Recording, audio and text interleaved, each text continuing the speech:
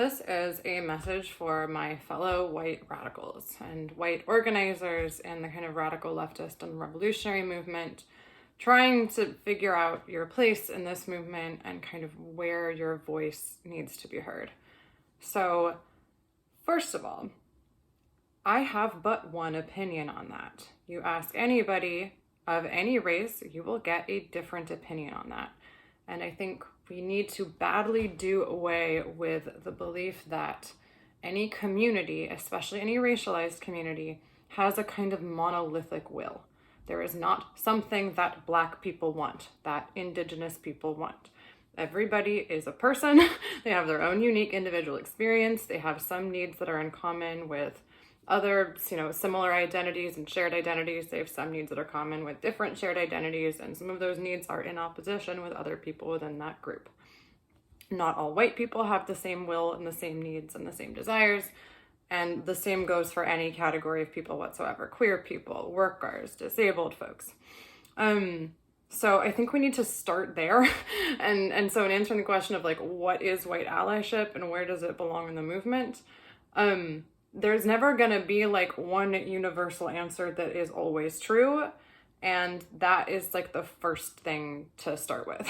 And I was thinking about this today, reading an article in The Guardian about, I think they're called the Rainforest Flying Squad, the folks doing the blockade in, I should know this, somewhere in British Columbia in Canada on a certain kind of Indigenous territory that, to be honest, I don't know what the nation is there. I read it in this article and I don't totally know, and I apologize for my ignorance on that.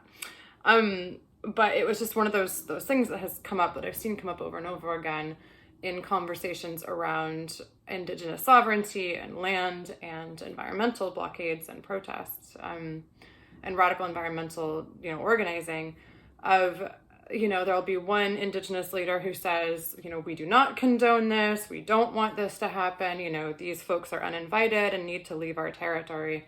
And you'll have other Indigenous leaders who say, we really care about the blockade, we really care about ending logging or, opposing this pipeline, etc.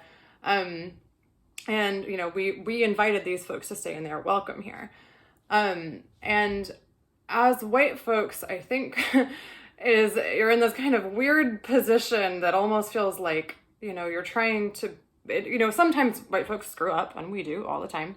But those with the best of intentions, even in just trying to be respectful to both, Indigenous sovereignty and in enacting the will of, Indigenous elders on Indigenous land, it can be really difficult to understand who to listen to.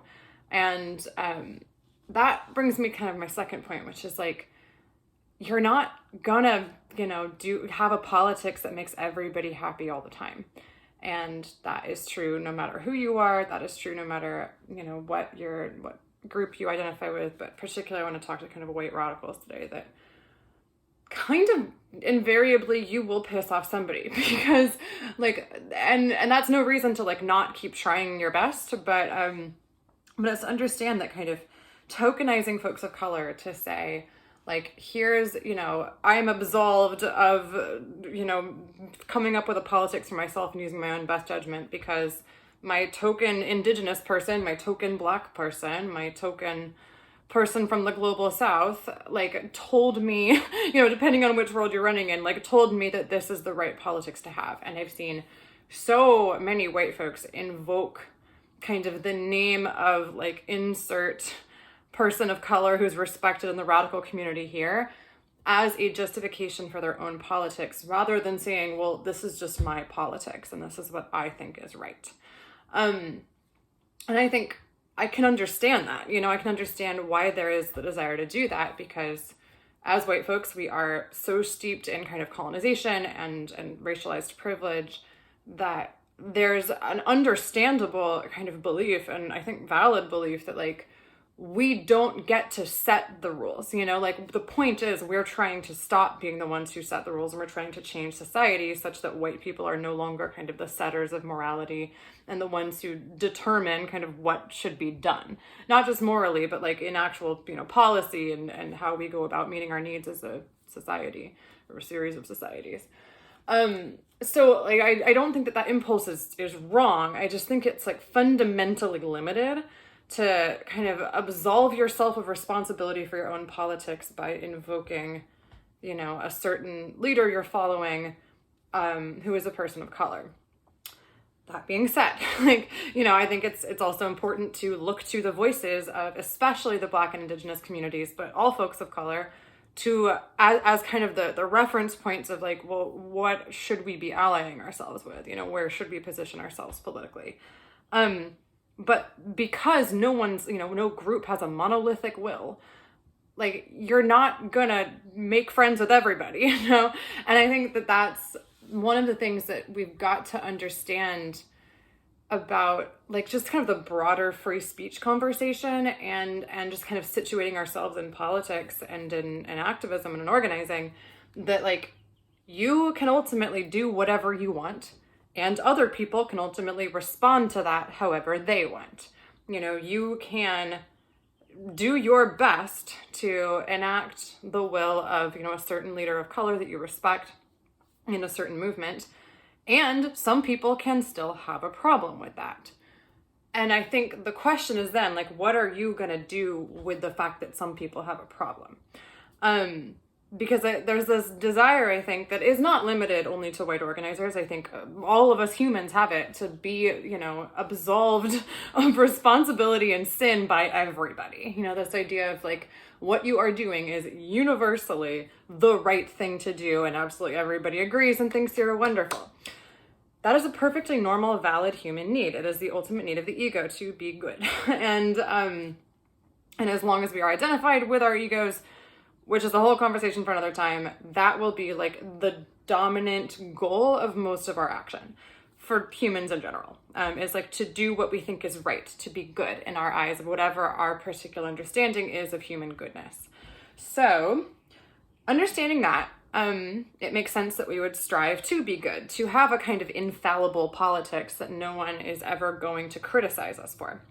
Any human. However, getting to that point isn't really possible. And yet, striving for that point is also very important. And I think the question is sort of what do you do when you hurt someone? Or what do you do when your politics is criticized? What do you do when your actions are criticized? When someone says, how do you engage with the kind of diversity of wills that exist and the diversity of paths towards social change and towards revolution and towards a better world? And it'd be so easy to be here's how you do it. But I can't tell you that, no one really can tell you that. And it's important to, number one, keep listening to the voices of those who have been so systemically marginalized for so long and to keep passing the mic. And it's also important to take responsibility for forging your own politics, and that you have to keep doing what you think is right, and you can't really look towards folks of color to absolve you of responsibility for choices you've made. And I see a kind of, desire to do that comes with the greatest of intentions, right? It's this I really want to do, let's say we're talking about, environmental activism on Indigenous land. I think most white folks show up really wanting to do right. Okay, not universally, again. I did not go to Standing Rock, and I know there was a lot of drama from everyone I've talked to who went. But and any of these blockades, right? That there's a lot happening, and there's a lot of different viewpoints coming in, and a lot of different intentions coming in, and behavior that somebody thinks is great that somebody else thinks is terrible. And the question is sort of how do we navigate just the differing viewpoints and differing perspectives?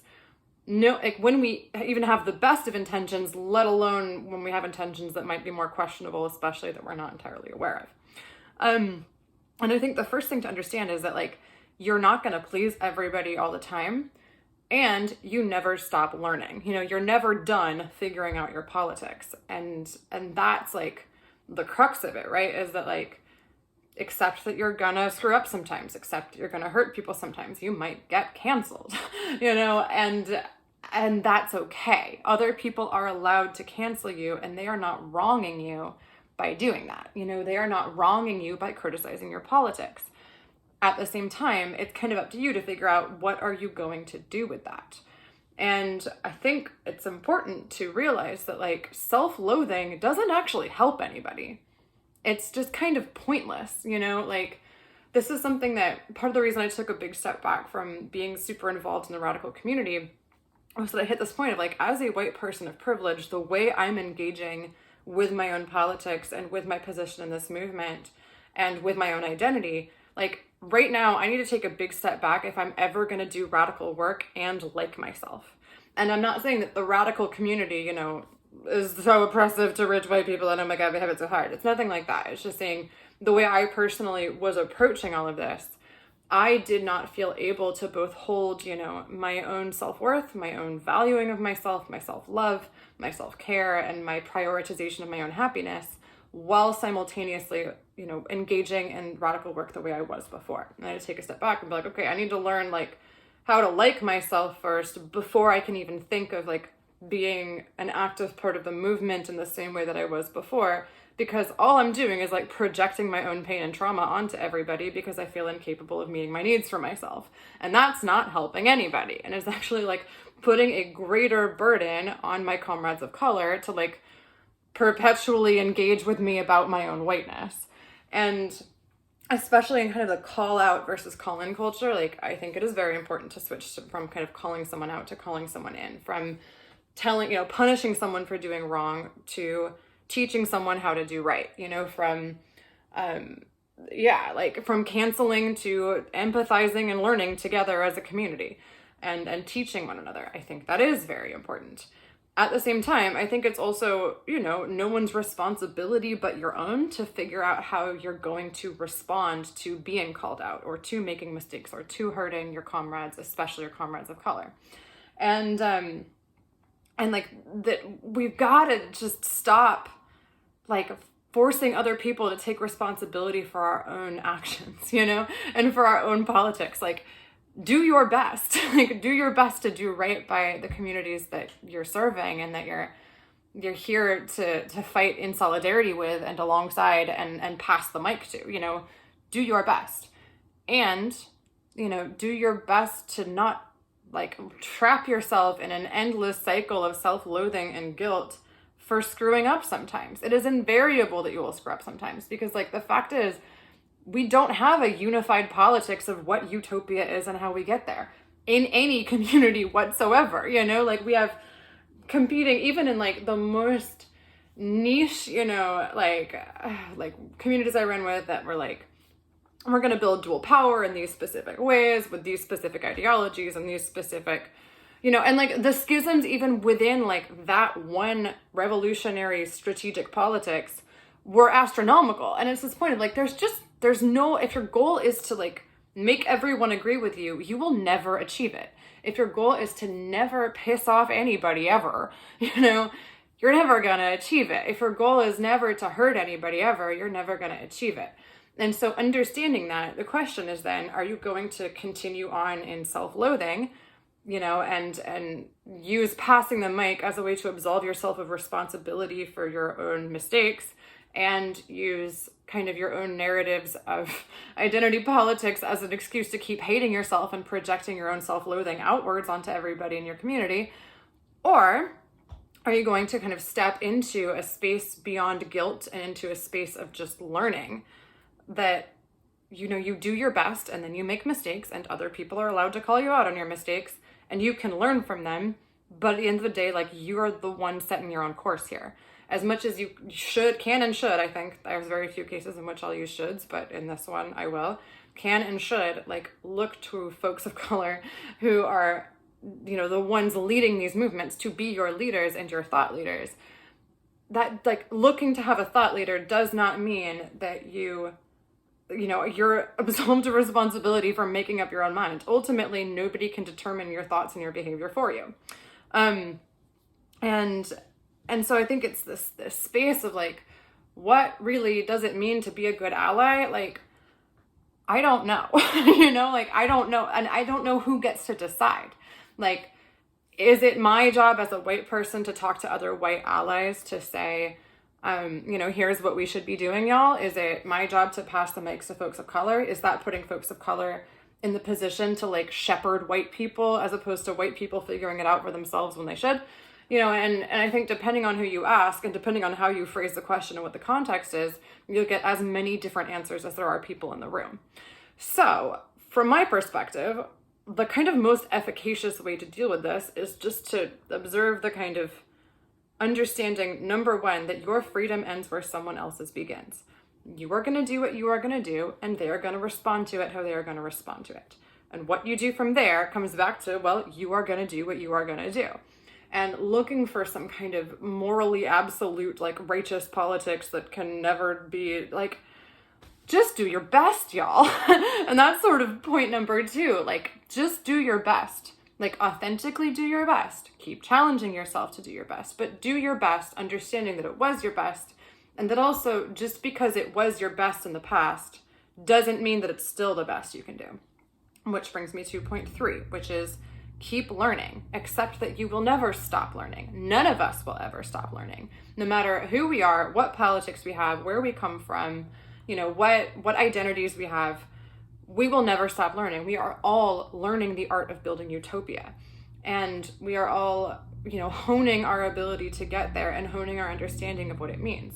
So never stop learning. And number four, be humble, And I don't think that being really guilty and being really humble are actually like compatible. And that is something that I've had to work on with myself deeply.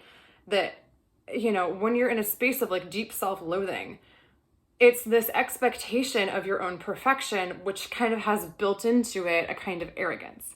And that real humility is accepting yourself as a maker of mistakes, is an understanding that like you won't get it right 100% of the time. And that like that has to be okay, or you're going to be stuck in kind of guilt and shame spirals that you're going to negatively project outwards onto everybody else in your community. So yeah, to kind of go back over those four steps. I don't remember what the first one was anymore. But just like step into accountability and responsibility for your own politics, do your authentic best, keep learning, and be humble. Because the fact is, the revolution doesn't need you to hate yourself. It's just not actually like useful to your comrades of color. It is not useful to your other white comrades. It is not useful to the movement to have your own self-loathing be like the center point of your action. That doesn't mean you slip into, self-aggrandizing or narcissism or anything like that. I think anyone who's come out of self-loathing into self-love understands that self-love and narcissism are as polar opposite as narcissism. Like self-loathing and narcissism are actually like much more the same thing than self-love is. And that actually I think self-loathing is kind of where narcissism comes from. It's the belief, right, that like I'm not good enough and therefore I have to keep, making this about me and having everybody around me, confirm that I'm good enough so that I feel good about myself, and that isn't helping anybody. That actually prioritizing our own healing and being accountable to ourselves. Sorry, my phone just went to like 10% battery. Turn this off in a second. Being accountable to our own healing lets us be accountable to our communities better. Understanding that we won't get it right all the time, and that there is not really like a universal definition of what right is, means that like we keep learning. Accepting that we're gonna make mistakes means that we keep learning. And as we learn, we teach one another. So to leave us off, I want to close with a quote from A Course in Miracles that I really love, which is, remember that you learn not for yourself alone. As you learn, that learning extends outwards and kind of makes the world a better place and a more knowledgeable, intuitive, in-tuned, aligned, healthy, liberated place. And that I think, the problem I have with kind of self-care narratives and self-healing and all of that, my only problem with that whatsoever is when it starts ignoring the socio-political context and saying, it's all in my mind, and therefore that means I don't need to go protest anything ever. And I just don't think that's the case. As within, so without is my, life philosophy, and therefore as without, so within. Meaning, if you really want to liberate the world in every sense of the word, the political and spiritual sense, then that work is both internal and external. It is socio-political and it is psycho-spiritual and emotional. And that you healing your trauma makes you a better comrade. And likewise, understanding, loving yourself in the face of your own mistakes and letting yourself make mistakes and learn while you continue to authentically try your best is kind of the best that any of us can do.